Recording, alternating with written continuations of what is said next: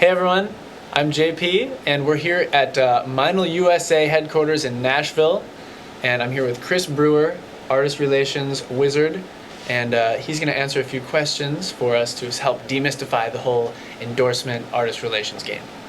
What does an average day look like for Chris Brewer, the artist relations and many hat wearing guy at Meinl?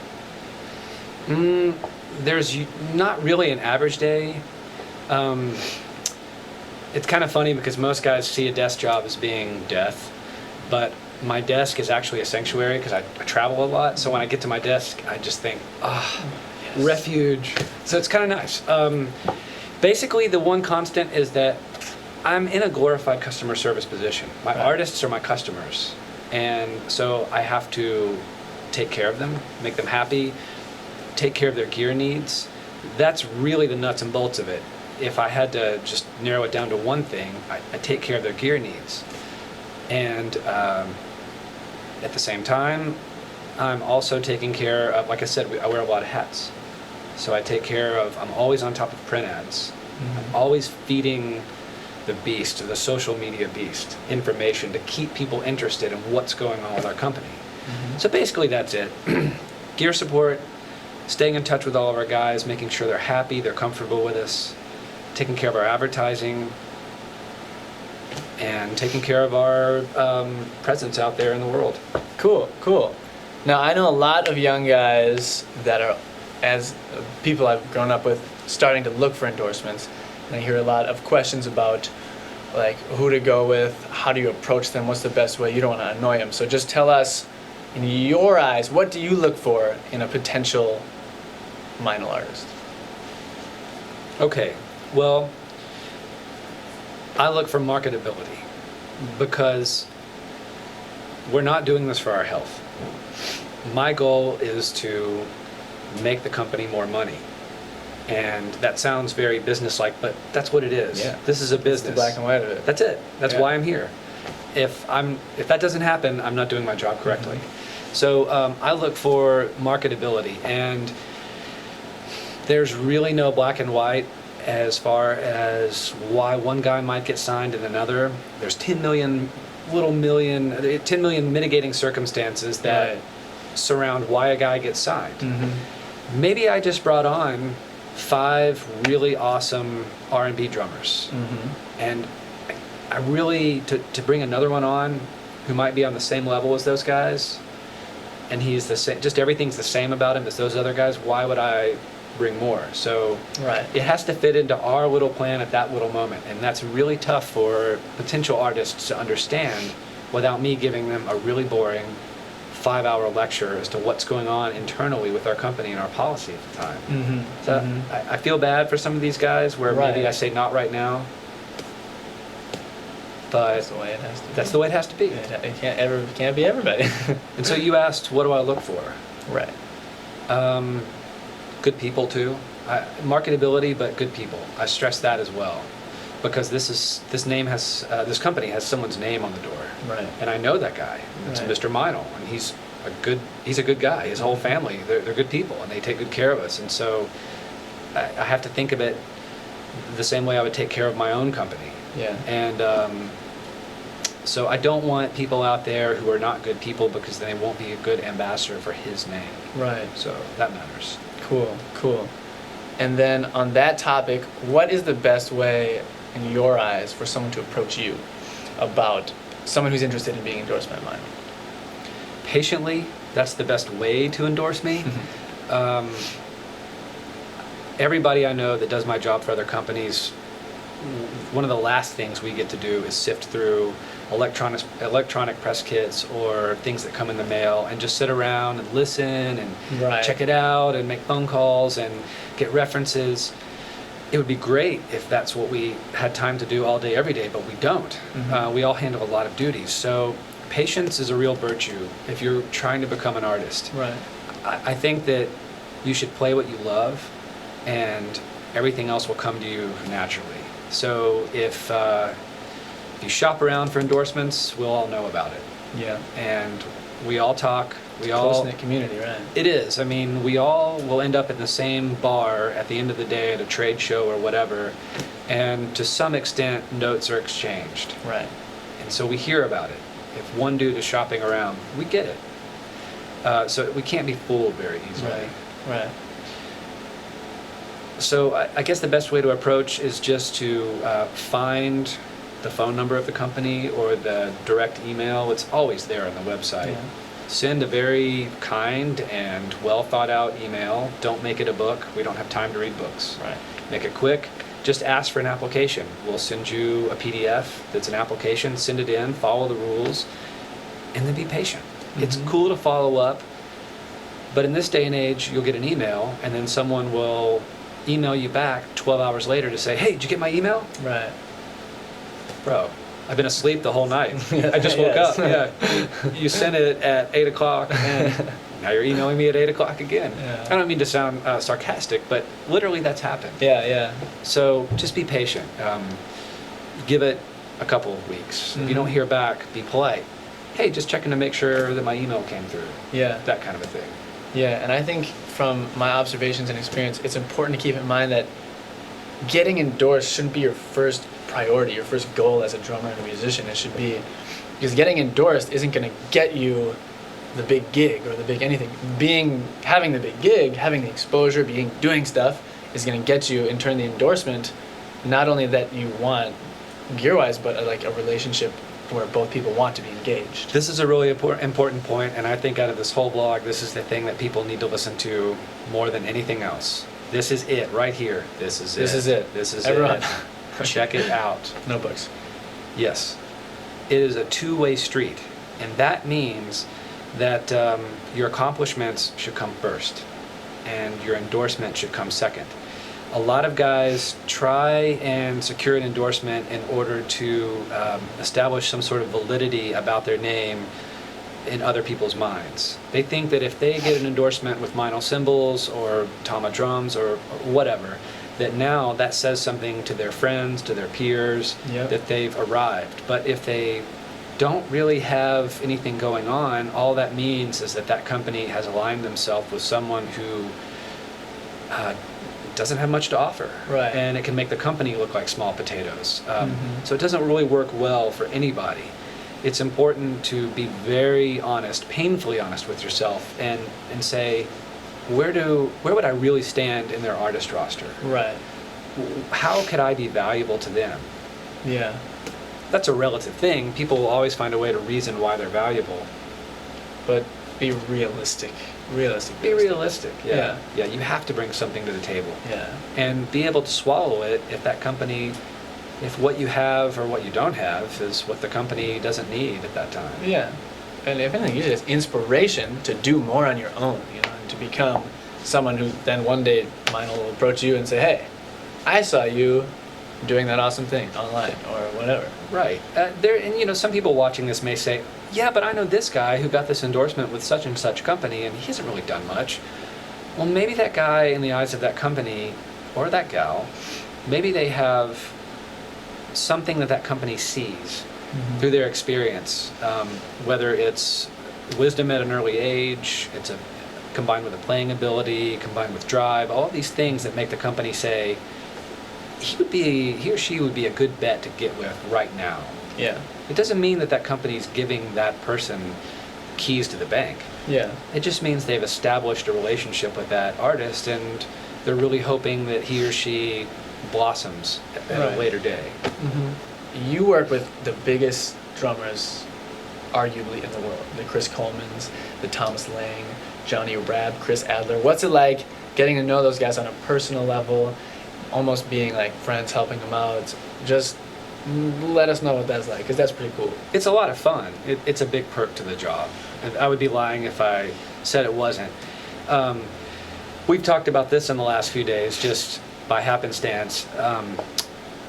Being friendly with these guys, or actually forming a friendship, is one of the nice byproducts. It's business first, of course, because that's what the drummer is there for, that's what the company is there for, the artist relations guy. And because you're sort of forced to work together, you 9 times out of 10 find a way to have common ground, and it ends up becoming friendly, and then can end up being a friendship. And that friendship can entail anything from visiting each other during a time that has nothing to do with work. You just visit to maintain the relationship. Maybe your kids play together, maybe your wives gossip, maybe you go out and hang with a guy and his kids at the beach when you're out in Los Angeles. Maybe you just end up having lunch at some cafe in New York with this guy or whatever, but it's a great part of the job. These are super interesting people who've made some really outstanding accomplishments. They've made these things happen in their lives that most other people would never do, can't fathom. So you're hanging out with these risk takers and these guys that it's very cool. You can learn from these people, you know? Yeah. So it's educational. The thing I learned a long time ago working at SIR, since I would answer the intercom system to let someone in the back gate, and it would be Ace Frehley from KISS saying, "Yeah, it's Ace Frehley from KISS. Can you let me in?" You know, that kind of a thing, because he's there to rehearse, and I'm sitting there going, "Whoa!" But you've got to be cool. I mean, if Hendrix rose from the grave, you have to maintain composure and just say, "I'll be with you in a minute." That kind of a thing, Right. you know. Not be too cool for school, but just realize that everybody, you're all just people. Even if these people have made these big accomplishments, it doesn't matter. They have the same problems you do. Their wives get on their back, you know, they forget to take out the trash. It's all the same stuff. So they're just people. They just do a different job. That's all. I respect their jobs, but you know, it's fun to be in on that sort of backstage thing, but you have to remember it's just a job that they're doing. So there's things about me that when some of these guys find out, they go, "Oh, really? You did that? Wow!" And I'm thinking, "What? That's just every day." And they're like, "Yeah, but I don't get to do that everyday stuff. Like, I never have the chance to just go hike that mountain or whatever." Right. So it's all relative. Yeah. Cool. Does that kind of answer your question? Yeah, totally. Huh. Yeah, terrible answer. No. So, this is just a random question that I already know the answer to, but when you were working at SIR, who were a couple of the coolest people you met that came in? Well, earlier I told you Mandy Moore, and that was just like, I don't even know why I said that. That was just one of those names that came to my mind. I was trying to be witty. But I do remember like meeting her for a second and just thinking, wow. She was probably way too young for me to say wow at that time. Let's see. It was real cool getting to meet Stephen Perkins of Jane's Addiction. I met him through SIR and ended up jamming at his house with him a few times with our mutual friend. You know, in his back house, he had all of his drum kits set up, and he'd go over there and blast a Who record to get us pumped. All of his drum sets. I like that. Yeah, he did. He had his '92 Jane's Addiction or '91 Jane's Addiction farewell tour kit. Then he had his '96 Jane's Addiction reunion kit, and then he had his whatever year it was, '93, '94 Porno for Pyros kit set up. And three of us would sit down on each kit and we'd play and we'd trade fours, then we'd get up and we'd switch. Wow. And stuff like that's really cool. That's cool. Who else did I meet that was great? It's funny, I wished I'd kept a book of all the people I met, because I met some pretty nice people through that place. And again, it wasn't the starstruckness, it was just that when you actually spend some time with them, you just think, man, just a nice guy. Yeah, that's the way it's been for me meeting like through the drum off and stuff, like Aaron Spears and Thomas Lang. All those guys that I've watched my whole life, and then you meet them and they're like, "Oh, hi, like how are you? I watched your solo. It was very nice." It's like, oh, you're a totally normal person. It's like, I don't know what I was expecting. You was expecting to like throw you to the side, but everyone's been really cool, and I'm sure it's the same way with the mega stars. Yeah, I mean, I think the thing I have to say, and it's kind of hard to really for anybody to get this until they've been sort of surrounded by people who have some fame, is that the people that are the most famous, that handle their fame well, they're very unassuming. At the end of the day, fame really means nothing. Maybe it helps you get your paycheck, but at the end of the day, you can have a famous person and he could be just a royal, rotten person. And what good is fame then? Yeah. I guess what I'm trying to say to your viewers is just, as much as you want to glean a little bit from the famous people, I've met even more people that are just regular dudes working in our industry or outside our industry, whatever, day to day, that have just as much, if not more, to offer than some of the famous people. Mm-hmm. So never pass on a person just because they're not famous. Cool. There's always somebody out there that's got something really cool for you to learn and share, to learn Yeah. from and share with. And I think even your friends, fellow drummers you meet along the way, at Berkeley, the teachers are amazing, the classes are cool, but drumming-wise, I learned more than anything, not even just drumming-wise, and about life, about the business, about my work ethic. Most of it came from people around me, you know, the people I moved into the dorms with who were doing it, who were a couple years ahead of me. I was like, that's how you do it. It's like, look at them go. Right. And then it's set in stone. It's like, that's what I need to do. Yeah. Tell us a little bit about you. Who are you? Where'd you come from? How'd you get here? Okay. I get asked this question a lot. How do you become an artist relations rep or manager or whatever you want to call it for a manufacturing company, a company that manufactures instruments? And it's not a direct road. There's no school you go to. There's no classes you take. Basically, my title at Meinl is Artist Relations Manager for the U.S. and Canada. Now, Meinl is a large company in terms of resources and finances, but we still have a really cool small family vibe. So we keep our personnel deliberately. We don't have too many people, basically. Right. You said like in the North America team, there's what, like, or U.S. and Canada's like, Maybe between 25 and 28 people the last time I checked. It's big enough for where we are right now Right. that we all can handle it because we all wear quite a few hats. So I'll kind of tell you what I do, and then I'll tell you how I got here, and it'll all tie together. Cool. So within my job, I, of course, handle bringing new artists on board, and I handle the existing artists. And I also help design the print ads for the U.S. print publications with Meinl USA's president. And I help basically feed content into all of our social media. What else do I do? I help design the symbol catalog with Norbert over at Meinl, Germany. Loosely, I help with R&D on symbols, just because I deal with the artists so much that I hear the feedback and I'm basically their voice Cool. when it comes time to speaking to our product manager in Germany. R&D is research and development. Yes. That's a really fun part of the job. It's all fun, but that's a really fun part. So, I got here because I always tell anybody who asks or cares to ask, I got here because I just cared about my instrument. That was the most important thing. I wasn't one of those kids that took really awful care of my drums. I really babied them and loved them. And to this day, with my drum kit that's set up at my rehearsal space, I'll just stand there and look at it. Yeah. It's like a hot rod. I know. And I it's love it. I beautiful. mean, it's beautiful. And I stand there and just Love looking at them. look at my drums. Love cleaning them. Right. So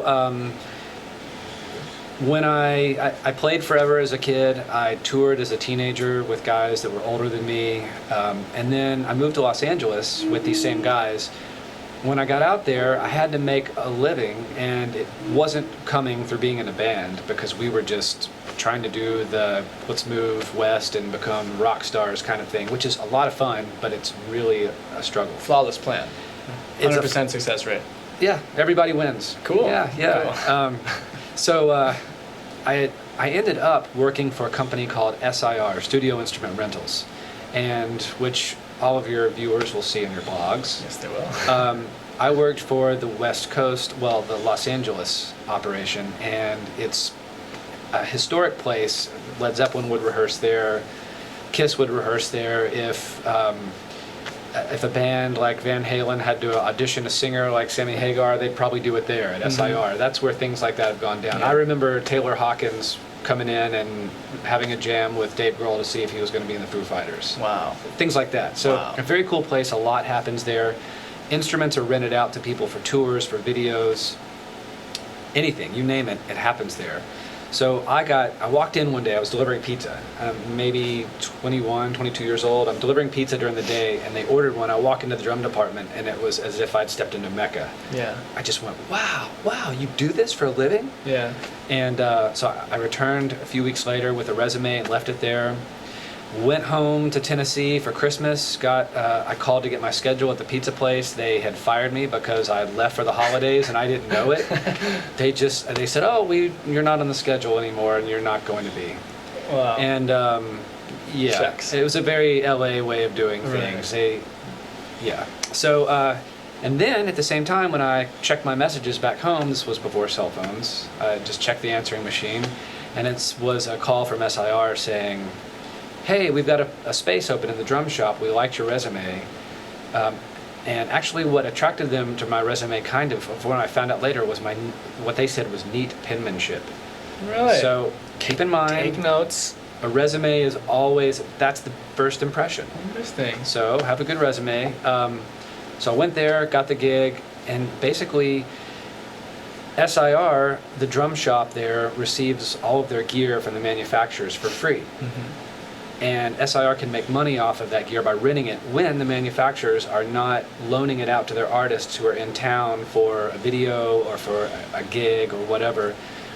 And so I would deal with the artist relations managers at these companies who would call up and say, "Hey Chris, I've got so-and-so in town and he's doing a gig at the Hollywood Bowl. I need this drum kit set up for him." So I would meet the AR managers or speak with them, and then I would also meet with the artist, and after a while you just get to hang with people. And you can pick their brains in a friendly manner and get to know what they do and how it works. And so I had this unique position of seeing these two worlds and being in between them and helping these guys out. Fast forward, I ended up getting on the road drum teching for people, also something I would be production managers through SIR. So I got out on the road drum teching for Dixie Chicks, Lionel Richie, Enrique Iglesias, people like that. Pretty cool tours. And then I decided to come back to Tennessee, where I am from. So I came to Nashville, worked for SIR, and met the guys at Meinl. They're based here in Nashville. They just moved to Nashville around the same time that I moved to Nashville, and they set up shop here. And one day they called to get something taken care of for an artist, and I said, "Well, what else is going on there?" And they said, "Oh, we're hiring for an artist relations manager." And I didn't think anything of it. The next day I was having an awful day at work. Nothing against the people that I worked for there. They're great people. Right. I think it was just time for me to move on. Right. And so I thought, how in the world can I get out of here? And I thought, oh yeah, Meinl's looking for an AR manager. I know I can do that job. And my wife is in PR. She does a lot for advertising and creative writing, and she would always bounce ideas off me when she'd bring her work home. And for some reason, a lot of my ideas or some of my ideas I would throw at her, she would use. And every once in a while she'd say, "You've really got a knack for this whole marketing thing and creative writing and whatever." And I never thought of it, but I guess she was right, because I've put it to use here at Meinl. Yeah. So I called, I submitted my resume, and then Norbert from Meinl Germany called me. Then a week later, he called me again. We had another hour-long conversation, and 3 days after that, I was on a plane to Germany, and done. I was in. That was 9 years ago. So I think it was just a combination of knowing the right people, which always counts. Yes. The networking, being cool to everybody you meet. It's not always possible. I'm not always the coolest person. I beg to differ. But I tried. Thank you. Thank you. You're too kind. You just say that because I gave you so much. I I try to be. So that's how it all came about. And that's basically what I do. Cool. So it all started because you worked delivering pizza. This job started because I had a pizza job and just walked. Yeah. Had you not had that pizza job, you wouldn't have found SIR, an intern, been here today. And when I say that everything happened because I cared about my drums, it's just because I always, I knew how to take care of drums. I was a decent rock player, so all of that brought me to LA, being a decent rock player, and then being in caring about my drums. It was easy to get into SIR, know how to tune, and I just had a good sense for the aesthetic of the drum. sound-wise and visually, and so that helped me in that job. And I think it just pays to love your instrument. Be passionate about it. Yeah. Right, right. I was passionate about drums. Still am. Dang. Well, sweet. Well, Chris, I really appreciate you taking the time. Brother man, thank you. Brother man. Yeah, thank you. Thank you very much. And Meinl cymbals rule. And I think that's all. Signing out. Get my phone out because I'm gonna forget all these questions. Is your phone gonna ring? No. Out loud? No. Silence? Yeah. Okay. Just making Yes, sure. Dad. Yeah. That was awesome. You're awesome. I try to be.